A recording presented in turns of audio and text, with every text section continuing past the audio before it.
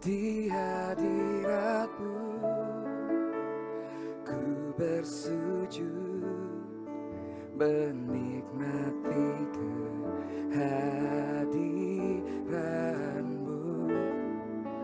Ku buka hati saat ini untuk mendengar suara-Mu.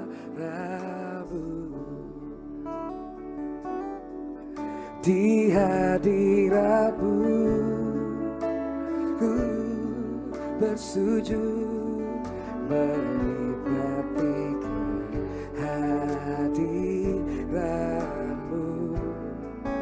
Ku buka hati saat ini untuk mendengar suara-Mu.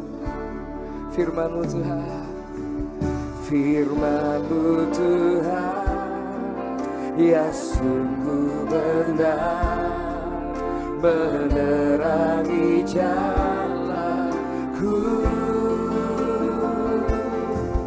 Firman-Mu Tuhan, menuntun hidupku.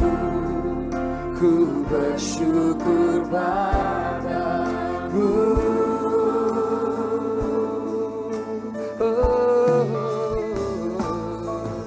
Di hadirat-Mu ku bersujud, menikmati kehadiran-Mu. Ku buka hati saat ini untuk mendengar suara-Mu. Firman-Mu Tuhan, Firman-Mu Tuhan, ya sungguh benar, menerangi jalanku. Firman-Mu Tuhan, menuntun hidupku. Ku bersyukur padamu. Di hadirat-Mu, mari bangkit berdiri bersama-sama. Ku bersujud, menikmati hadirat-Mu. Ku buka hati saat ini untuk mendengar suara-Mu. Firman-Mu Tuhan, Firman-Mu Tuhan, ya sungguh benar, menerangi jalanku. Firman-Mu Tuhan, menuntun hidupku.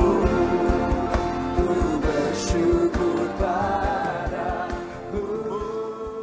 Shalom teman-teman semua, selamat pagi. Pada pagi hari ini kita akan sama-sama belajar mengenai renungan firman Tuhan.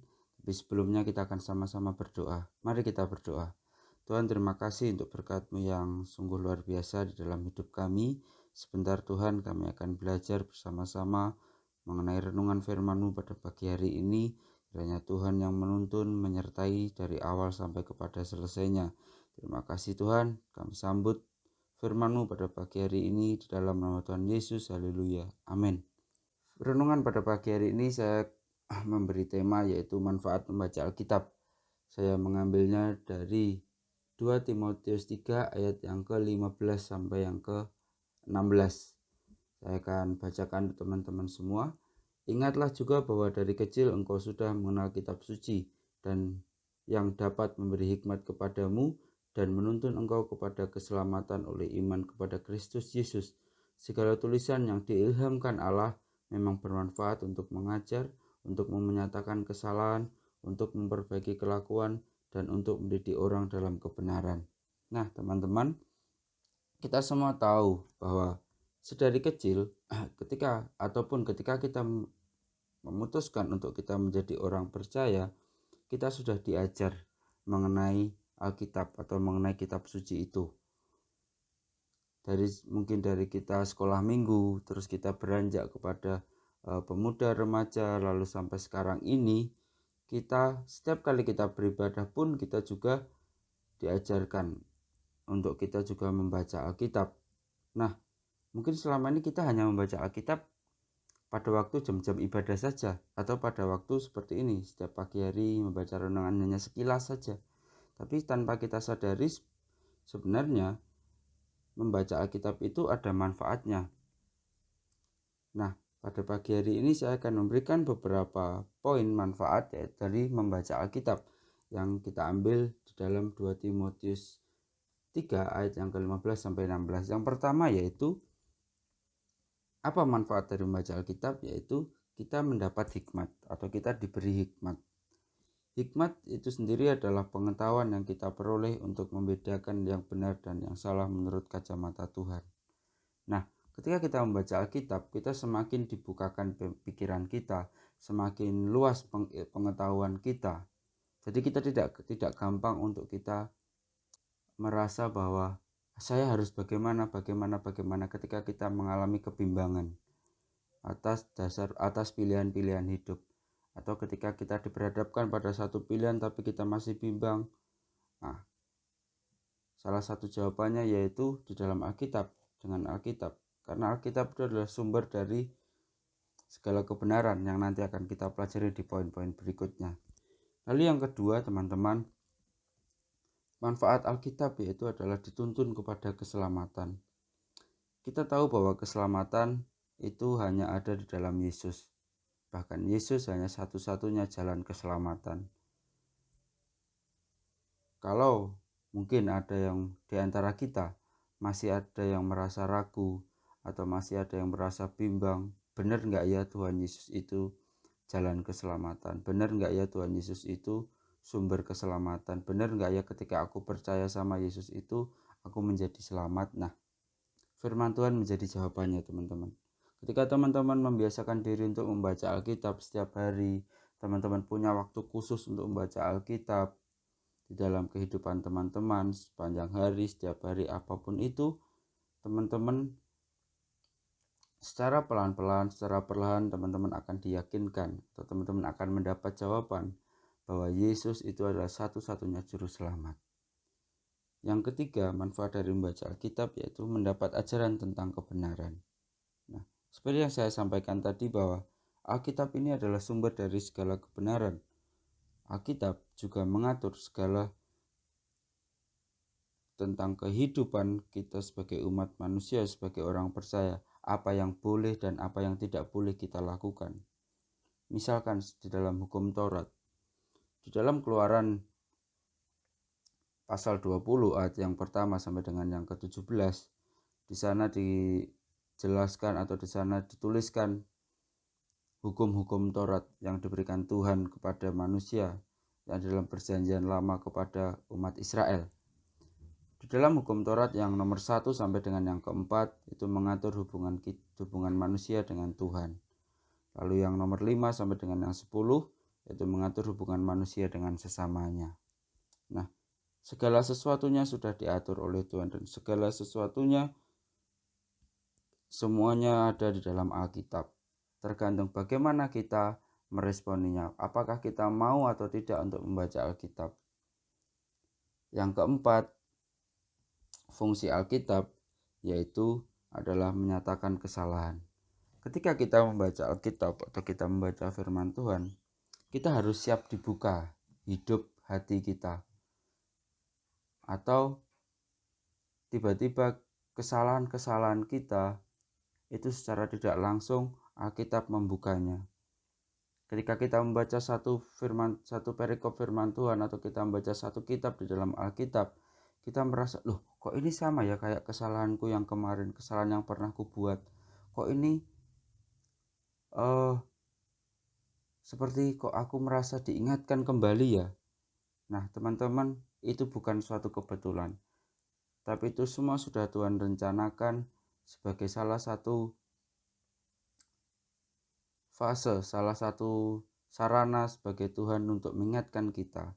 Jadi kalau teman-teman membaca Alkitab, teman-teman juga harus siap bahwa Alkitab itu sebagai cermin. Firman Tuhan itu adalah seperti cermin yang dapat menampilkan segala sesuatu yang tidak kita lihat. Lalu apa yang harus kita lakukan kalau seperti itu? Nah, ini yang menjadi poin selanjutnya, yaitu manfaat yang kelima, memperbaiki kelakuan. Nah, ketika sudah dinyatakan kesalahan, lalu kita juga harus siap kelakuan kita, perbuatan kita, tingkah laku kita harus mau untuk diperbaiki. Setiap kesalahan-kesalahan yang sudah kita buat, jangan kita teruskan kalau kita sudah tahu itu salah. Kita harus perbaiki. Perbaiki seperti apa? Perbaiki seperti firman Tuhan yang inginkan. Lalu yang terakhir, yang keenam, manfaat dari membaca Alkitab, yaitu mendidik dalam kebenaran. Setelah dinyatakan kesalahan, lalu diperbaiki kelakuannya, dan yang keenam, dididik dalam kebenaran. Kebenaran itu adalah firman Tuhan itu sendiri. Ini yang menjadi tujuan utama, manfaat membaca Alkitab. Kita dididik dalam kebenaran firman Tuhan. Kehidupan kita sebagai orang percaya, apalagi sebagai anak-anak muda, kita harus landasi dengan kebenaran firman Tuhan. Kita harus punya pondasi yang kuat dalam kehidupan kita agar kehidupan kita tidak goyah, agar kehidupan kita tidak gampang goyah dengan keadaan dunia ini. Kita tahu sekarang bahwa dunia ini sedang tidak baik-baik saja. Banyak sekali ujiannya, banyak sekali cobaannya. Tapi yang terpenting adalah bagaimana kita mendasari kehidupan kita di dalam dasar yang benar, yaitu firman Tuhan itu sendiri. Oleh sebab itu teman-teman, mumpung teman-teman masih muda, mumpung Tuhan masih beri kesempatan untuk kita hidup, jangan pernah lelah atau bosan membaca Alkitab. Paham nggak paham, ngerti nggak ngerti, yang penting baca dulu Alkitab. Nanti Tuhan akan tolong untuk kita memahami apa yang Tuhan mau melalui firman yang sudah kita baca. Itu teman-teman yang bisa saya bagikan pada pagi hari ini untuk teman-teman semua. Kiranya setelah renungan firman Tuhan ini kita semakin menjadi pribadi yang setia dalam membaca surat cintanya Tuhan, yaitu Alkitab itu. Kita akan tutup di dalam doa. Terima kasih Tuhan buat kasih setiamu di dalam kehidupan kami. Kiranya apa yang sudah hamba-Mu sampaikan boleh menjadi berkat, boleh menjadi kekuatan di dalam setiap diri, setiap kami yang mendengarnya. Segala aktivitas kami yang akan kami kerjakan sepanjang hari ini, kami serahkan ke dalam tangan kuasa-Mu. Tuhan yang tolong, Tuhan yang memberkati, Tuhan yang menyertai. Terima kasih Bapa, di dalam nama Tuhan Yesus Kristus. Haleluya. Amin.